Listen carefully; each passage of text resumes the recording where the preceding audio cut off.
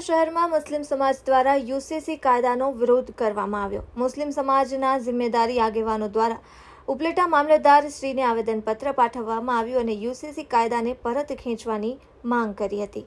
હાલ લગાતાર મુસ્લિમ સમાજને ટાર્ગેટ બનાવી નવા કાયદાઓ લાવી મુસ્લિમની આસ્થાને ઠેસ પહોંચાડવામાં આવી રહી છે। સરકાર શ્રી સબકા સાથ સબકા વિકાસની વાતો કરી રહી હોય, સર્વધર્મ સમાનની વાતો કરી મોટા રાજકીય જુમલા કરતી હોય આ સરકાર મુસ્લિમ સમાજના શરીયતને વિખોરવાની વાત જ્યારે પણ થશે તો એ મુસ્લિમ સમાજ ક્યારેય બરદાસ્ત નહીં કરે।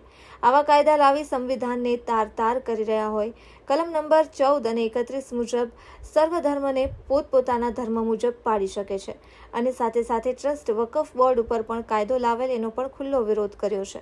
આવો કાયદો લાવશે તો મુસ્લિમ સમાજને મોટું નુકસાન થાય તેમ છે।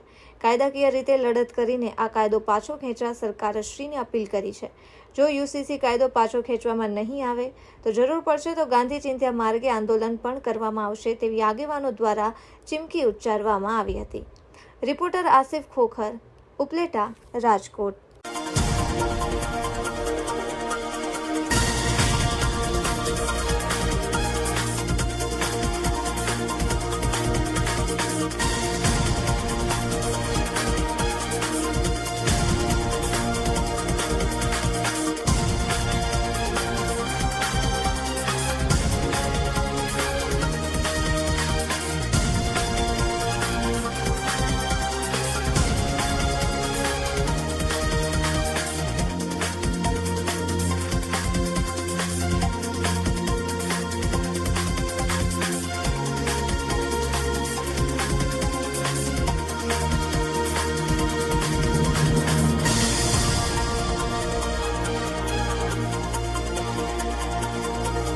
कोई कानून को नहीं करेगा। इस कानून को पसने का मतलब है कि हम लोग इस्लाम से मुसलमान से हुए और खाल होना भी मुसलमान गवारा नहीं करेगा। इसलिए हम पाकिस्तान के हुकूमत से ये अपील करते हैं कि ये कानून वापस लिया जाए। हम सख्त रद्द करते हैं, सख्त मुखालिफत करते हैं।